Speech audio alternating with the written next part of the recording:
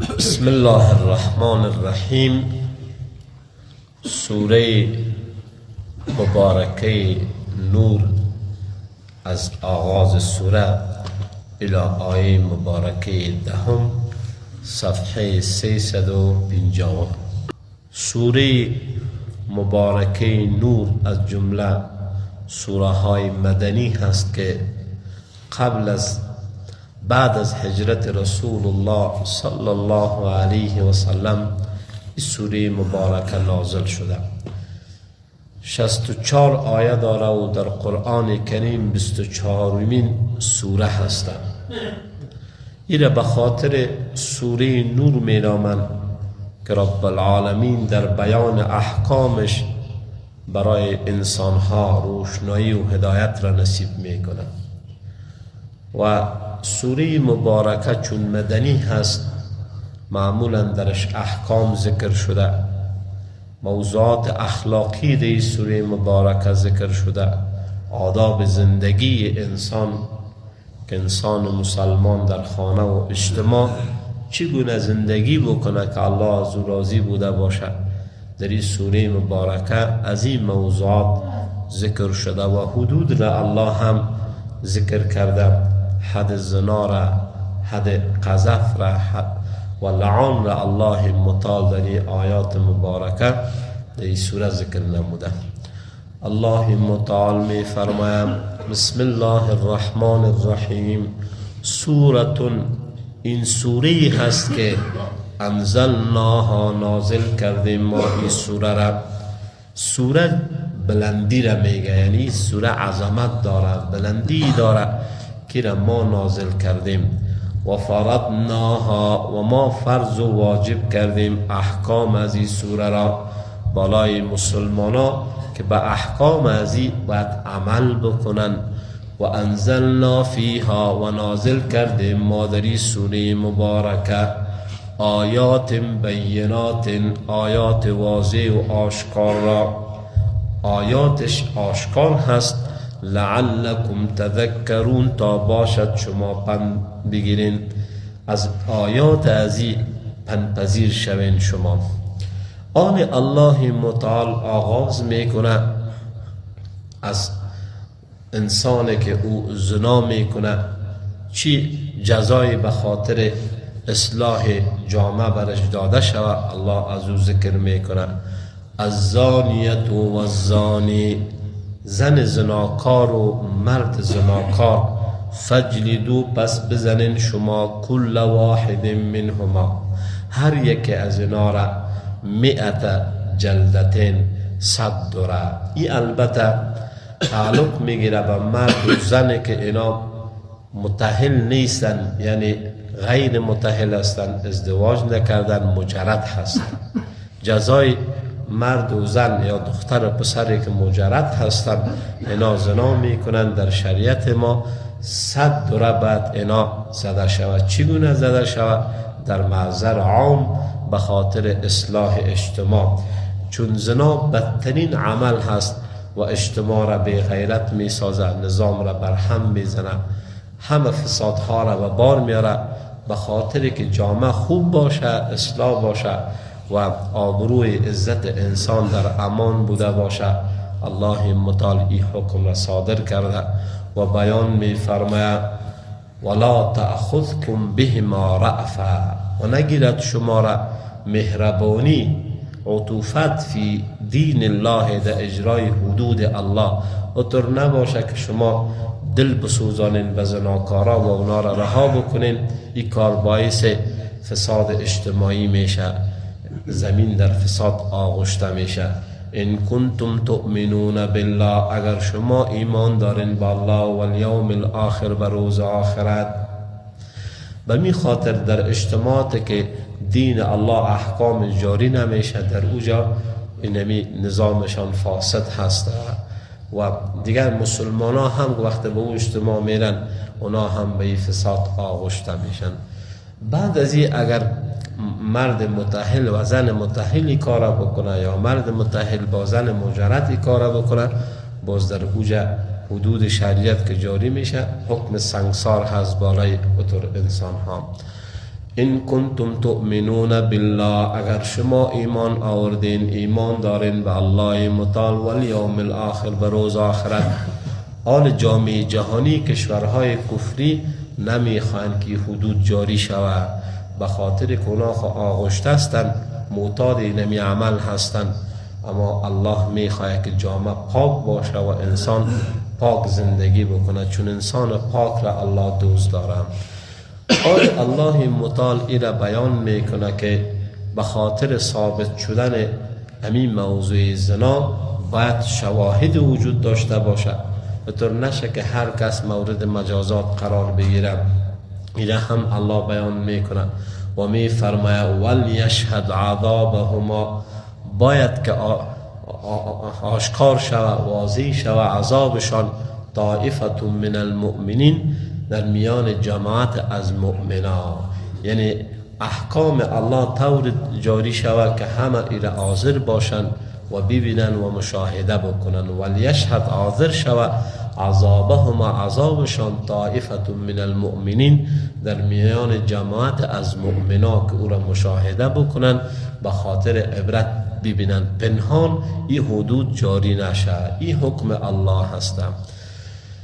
اینجا علما مفسرین ذکر میکنن، شیخ علی صابونی صاحب در صفت التفاسیر، چرا خداوند از زانیت را مقدم قرار داد از زانی؟ به خاطر که اکثر خانم ها آغشته میکنن مردها را به ای. اگر خانم متوجه به خود بوده باشه و از الله بترسه، باز نمیتونه زنها مردها بیشتر در ای آغشته شوند. از این خاطر از زانیت را ابتدا الله ذکر کرده. بعد از این الله متعال ای را بیان میکنه که مناسب حال یک انسان نیست که او بره با یک زن زناکار نکاح کنه، یا مرد متدین با زن زناکار، یا زن متدین با مرد زناکار. الله میگه که این کار مناسب نیست که کار اینا انجام بدن. از زانی لا ینکحو، زناکار نکاح نمی کنه مرد زناکار الا زانیتن، مگر با زن زناکار. معمولا در اجتماعات میبینیم انسان مفسد در پی مفسدا هسته و انسان مصلح در پی مصلحا هسته. هر کس میخواه که با کسی که با طبیعت از او ادامه زندگی بده. الله میگه این کار مناسب نیست. او مشرکتن، یا با زن مشرکه یک مرد نکاح بکنه یا رابطه نگاه بکنه. و زانیت، و زن زناکار لا ینکحها، نکاح نمی کنه الا زان، مگر با مرد زناکار، او مشرک، یا رابطه نگاه میکنه با انسان مشرک. و حرم ذالک، و حرام است امی کار. کدام کار؟ هم زنا حرام هست، هم امی که یک مرد متدین بخیزه با یک زن زناکار نکاح بکنه، کار خوب نیست. علی المؤمنین، بر مؤمنان. در اینجا الله متعال مسلمان ها را از این کار منع کرده. و زنی بود به نام محزول، سبب نزول ازیر شیخ علی صابونی ذکر کرده در تفسیرش که یک صحابی مسلمان میخواست که صحابی بود با او نکاح بکنه. الله ای آیات مبارکه را نازل کرد که مناسب حال انسان صالح و مؤمن نیست که اونطور یک خانم را در نکاح خود داشته باشه. بعد از این الله متعال دیگر حکم را بیان میکنه که او تهمت زدن هست، قذف برش میگن. حکم قذف را الله ذکر میکنه. حکم قذف به این معنا که یک نفر یک کس را مورد تهمت قرار میده که گویا ایزنا کرده باشه و در اینجا شواهد نیاز است که اگر شواهد را نمیاره 80 دوره باز ای هم میخوره. جزای انسانی که تهمت میزنه الله ذکر میکنه. الله متعال بیان میکنه والذین یرمون المحصنات، آنانی که تهمت میزنن زنان پاک دامن را به زنا. یگان تا عادت داره یک خانم مسلمان از خانه مبره، وقت او را میگه که خدام کجا میره.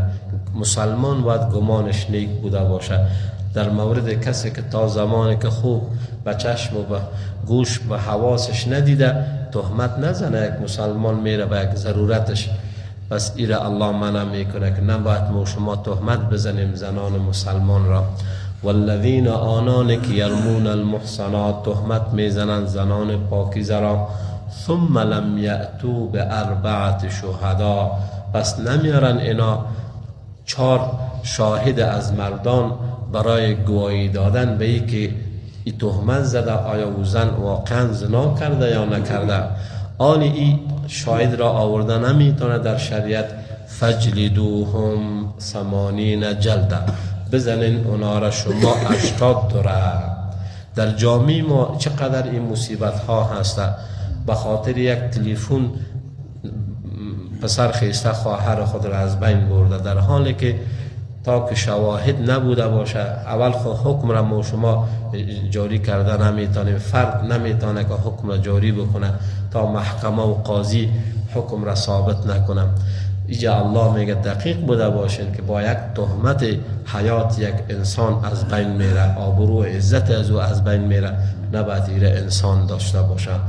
باز الله میگه می کسی که تهمت میزنه چند جزا را الله برش میده. اولی که 80 دوره بخوره، ولا تقبلوا لهم شهادتا ابدا و قبول نمیشه از برای از اینا گواهیشان ابد.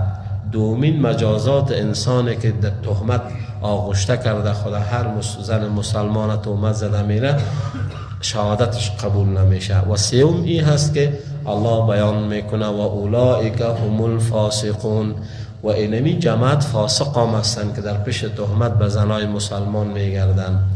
مگر الله ایره ذکر میکنه که الا الذین تابوا آنانی که توبه کردن، الا الذین مگر آنانی که تابوا توبه کردن، من بعد ذالک بعد از این توبه نسو کردن، و اصلحوا و خود را اصلاح کردن، فان الله راینا الله متعال غفور الرحیم مغفرت کننده با رحم است. یک انسان از عملش پشیمان میشه در پیشگاه الله مفته و توبه میکنه، باز الله او را چانس داده که او را میبخشه. آن رب العالمین این را بیان میکنه که یک مرد میخیزه به خانمش نسبت زنا را میده، گویا میگه خانم زنا کرده باشه، این خود شاهد آورده نمیتونه، فوراً باز ای 4 بار باید خودش در پیشگاه الله شهادت بده در محکمه، و 5مین مرتبه هم این را ذکر بکنه که اگر من دروغ بگویم لعنت خدا بر من شود. یک مرد میخیزه به خانمش میگه تو زناکار هستی، آل محکمه و قاضی باید اینا را بیاره و در پیشگاه محکمه ای شاهدی بده 4 مرتبه قسم بخوره، و در 5م مرتبه الله ذکر میکنه که لعنت بر خود نسبت بده اگر دروغ گفته باشه. آل رب العالمین این را بیان میکنه والذین آنان که یرمون ازواجهم اینا تهمت میزنن به خانمهایشان، ولم یکن آل یک مرد در جامعه بسیار اوقات همطور هست که یک مرد بانگیری میکنه، دیگه بانه نمیفهمه که خانم زناکار است.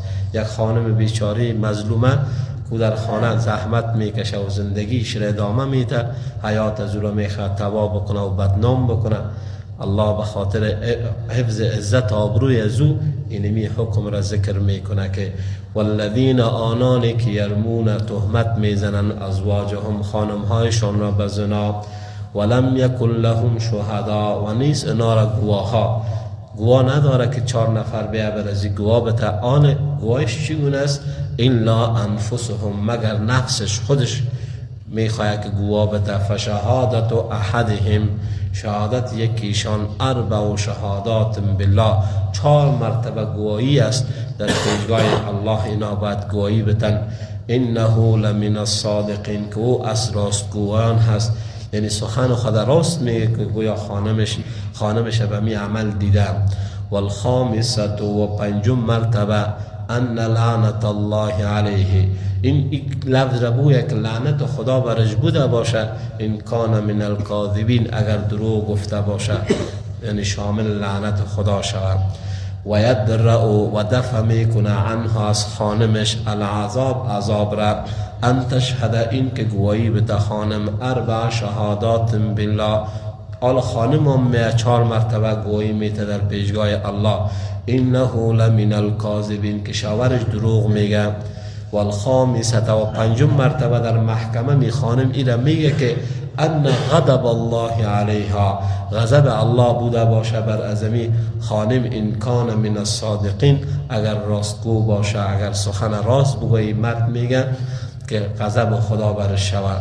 ولولا فضل الله، اگر فضل الله نبود علیکم بر شما، و رحمته و رحمت الله، یعنی بسیار انسان ها در امی قضیه تلف می شدن اگر الله می احکام را ذکر نمی کرد، امی روش را بیان نمی کرد، بسیار مردم آبروی عزتشان زیر پا می شد.